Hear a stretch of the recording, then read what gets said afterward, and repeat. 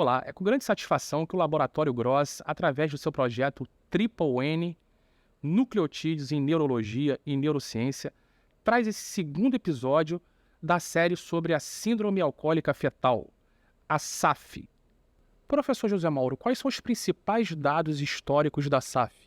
É, esse é uma questão relevante, porquanto que toda doença, né, ainda mais doenças como desse tipo, né, em neurologia, o histórico é importante, porque dá uma conotação dos aspectos clínicos que chamaram a atenção e desde quando foi observado. Então, em relação à síndrome alcoólica fetal, ou SAF, né, como você falou, se a gente for ver pela perspectiva histórica, é importante relatar que um fato é fundamental ser considerado. É o fato de mulheres grávidas consumirem bebida alcoólica. Quer dizer, desde que essa combinação ocorra, nós temos enorme risco de ter uma criança com SAP. Portanto, então isso está relacionado a histórias, tempos antigos, desde que tenha a civilização fazendo uso da bebida alcoólica. Mas se nós tivermos também um referencial, nós podemos dizer que a Bíblia já tem registro de questões relacionadas à SAF. Parece que em Juízes, se eu não me engano, tem lá uma referência que um anjo aparece para a mãe de Sansão, grávida, sendo advertida por esse anjo para não consumir bebida alcoólica, se afastar das bebidas fortes. Então, isso é um aspecto histórico. Daí, então, a gente vai imaginar que dentro de civilizações, como na Grécia, em Roma, e toda a civilização onde tinha álcool, tinha mulher grávida, tinha consumo de bebida alcoólica, deve ter casos de SAF, que não era muito relevante do ponto de vista médico, até por questões históricas e da cultura também, de não dar valor a isso. Tanto que a SAF ainda hoje no século XXI, ela não é bem reconhecida e até subestimada. Então, você vê que quando nós olhamos no curso dos tempos, né, a gente vai ver que não tem muita referência. Uma referência também, do ponto de história, passamos toda a parte do obscurantismo, a Idade Média, talvez sejamos, assim, chamados para prestar mais atenção na questão do chamada crise do gin, que foi na Inglaterra, por ocasião da Revolução Industrial, quando as fábricas eram quase que rodeadas de pubs, de botecos, né? E o consumo de álcool deu uma relevância maior, o consumo de bebida alcoólica. Na Inglaterra, o gin ganhou uma divulgação muito grande, uma produção muito grande, e foi observado pelo sistema de saúde, está registrado, que apareciam crianças, muitas crianças com deficiência mental e alterações neurológicas no desenvolvimento. Então, isso foi referenciado como possivelmente relacionado ao maior consumo de gin na ocasião e principalmente por mulheres grávidas. Então, podemos dizer que isso foi um primeiro fato histórico importante, médico, narrado. Depois disso não houve muitas referências, tinha trabalhos aqui e acolá de problemas congênitos de má formação cerebral e má formação orgânica, mas não houve nenhuma conotação bibliográfica de ser estudado, relatado, publicado, embora tenha tido aqui e acolá um ou outro trabalho, né?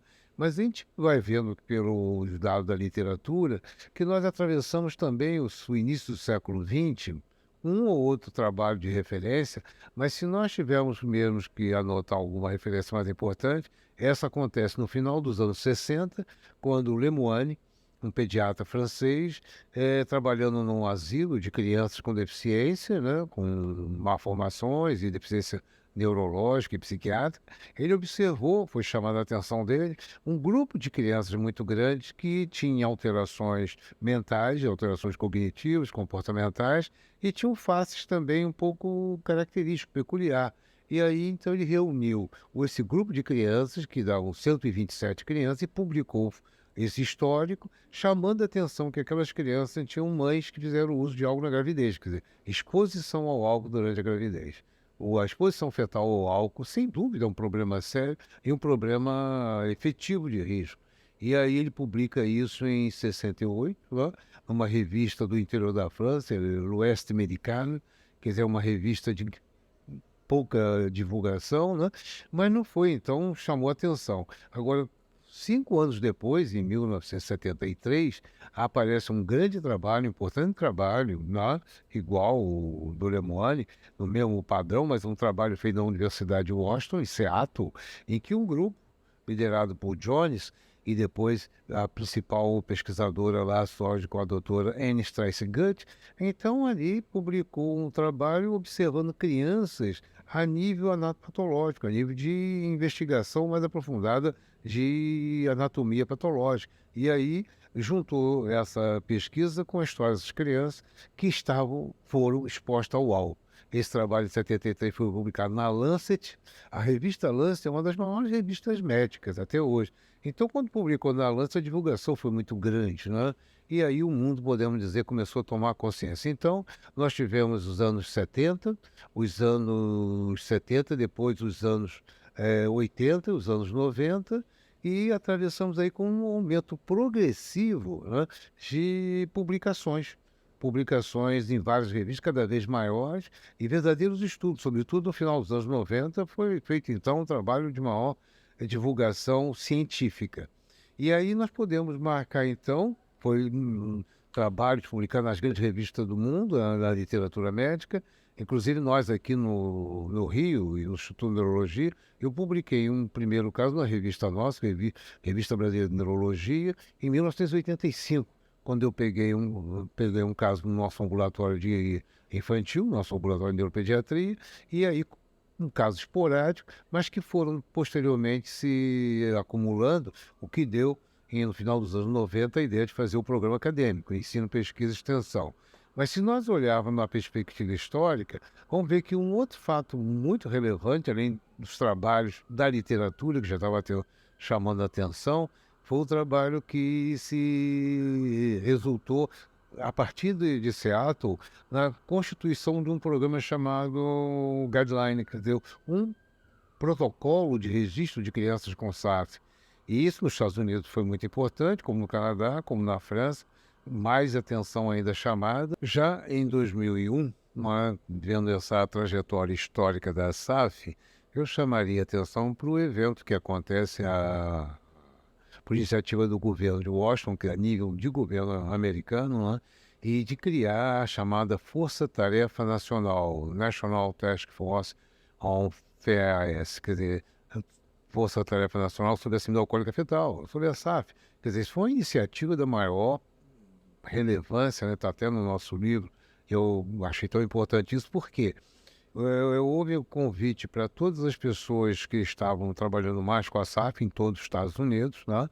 Costa a costa, e as universidades principalmente, as pesquisas, publicações. Então nós tivemos aí, novamente, que ressaltar a presença da doutora Anne Strace Gutt, professora de psiquiatria da Universidade de Washington, em Seattle, e então criou uma força-tarefa nacional. Isso é importante porque, com expert de várias partes dos Estados Unidos, de várias instituições, o governo americano criou um programa de saúde pública, e esse a gente vê até hoje, então, que foi há 20 anos, né?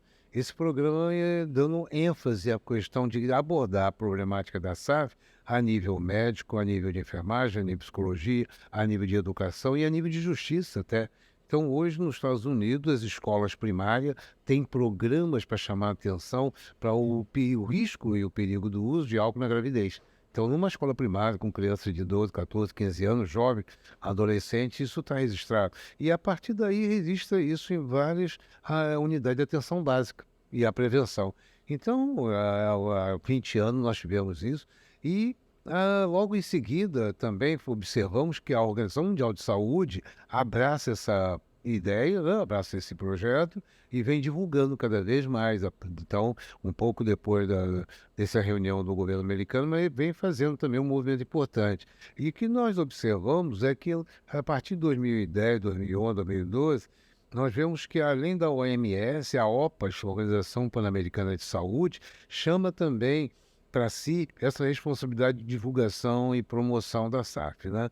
E com isso nós vamos vendo, então, a nível mundial, a Europa já está avançado, Canadá, Estados Unidos, outros países, e nisso vale chamar a atenção. O Brasil e os países da América Latina, região da África, algumas regiões, alguns outros países, né, e no Brasil a gente destaca isso bem, nós não ainda chegamos ao nível de tornar a SAF um programa de saúde pública, embora nós, desde 2001, 2002, quando nós criamos o nosso ambulatório dentro do programa acadêmico, todos os anos temos feito trabalhos.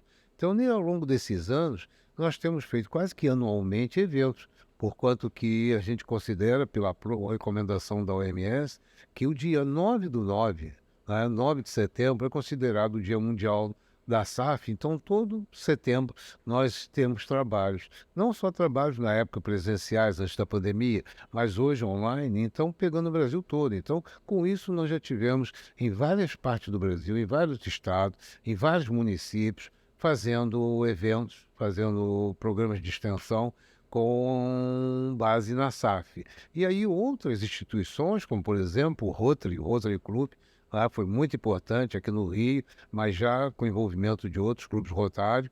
Fizemos agora, recentemente, em Caxambu, em 2023, em junho agora, um evento chamado Conferência Nacional do Distrito Rotário 4571, né, como uma comissão dedicada à SAF. Então, isso é a evolução dos eventos que estão cada vez mais presentes, cada vez mais difundido, embora ainda não atingiu o nível de política pública assumida pelas autoridades públicas, Ministério da Saúde, Secretaria de Saúde, Ministério da Educação, governos e a sociedade como um todo, né? E também, pelo nosso lado, embora nós tenhamos feito algumas coisas, iniciativa nesse sentido, mas não houve também pelas universidades. As universidades ainda não colocam questões de relevância, como de um modo geral, o consumo de álcool e de outras drogas,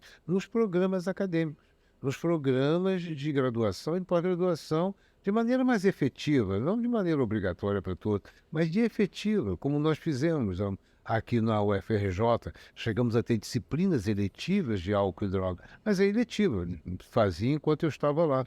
Depois que eu saí, não aconteceu mais. E projetos de pesquisa que continuam até hoje. Então, podemos dizer que, historicamente, agora nós estamos vivendo um momento, como nunca aconteceu antes, da divulgação. Então, hoje no Brasil, nós vamos ver que vários estados têm movimentos de atenção, movimentos de prevenção, de conscientização da SAF, embora não tenha ainda atingido o nível que atingiu em países como França, Portugal, Canadá, Estados Unidos, no nível de saúde pública, mas já é um movimento bem consistente. Mas a gente precisa de mais, precisa de muito mais, porquanto que, ao lado do aspecto histórico da evolução, né, da SAF, todos os anos, nós vamos ver, podemos ter com outros momentos, todos os anos tem eventos, mas recentemente teve um aumento devido também, eu acho que a influência da pandemia do Covid, que nos obrigou, nos levou a trabalhar mais com a questão de ensino pela internet, divulgação, conferências, live pela internet e curso, e mais ainda, eu acho que em 2020, logo que começou a pandemia, nós vimos a necessidade de criar um ambulatório digital. Então, eu acho que isso entra como um aspecto também histórico, em que nós começamos a ter um ambulatório digital, em que, com a ajuda principalmente aí do grupo do Rotary, nós organizamos um programa de fazer consultas à distância, consultas pela telemedicina, e o que fazemos até hoje, então, a partir do período da pandemia. Então, acho que do ponto de vista histórico, chegando até hoje, nós estamos hoje em 2023 com mais movimentos ainda, e aí nós destacamos os trabalhos que foram feitos pelo grupo de Ribeirão Preto, com o qual tenho a honra de participar lá na USP Ribeirão Preto, e fizemos um trabalho também histórico, né, como outros municípios, como nós fizemos há muitos anos em Petrópolis, Teresópolis e em alguns municípios, mas em Ribeirão Preto nós tivemos um trabalho especial em Serrana, que também está marcando um aspecto histórico, embora não muito conhecido ainda, mas foi recente, e com isso, então, nós estamos fazendo um pouco de história da SAF, que é apenas uma contribuição para que outros também abracem essa ideia, e principalmente a nível de governo, a nível de de políticas públicas de saúde, a SAF seja reconhecida como programa de saúde pública. De saúde materna e infantil, sim, mas muito mais do que isso, porque a SAF atinge a saúde infantil, a saúde do adolescente, do adulto, atinge as questões pedagógicas, questões educacionais e atinge também a nível de problemas de conflito com a lei, uma vez que os adolescentes com SAF têm uma vulnerabilidade maior de se envolver em conflitos com a lei. Então, do ponto de vista histórico, eu poderia dizer que nesse momento nós chegamos num top, mas que continua, e eu vejo que a história vai se tornar cada vez mais consistente até chegarmos que as políticas públicas no Brasil e, de um modo geral, nos países da América Latina, desenvolvam ações que venham melhorar a atenção e a prevenção da SAF, não só no nível da saúde, pela educação, como no nível social de maneira mais ampliada. Então, acho que essa é uma posição hoje que mostra que apenas é mais uma etapa da trajetória da SAF no Brasil e também no mundo.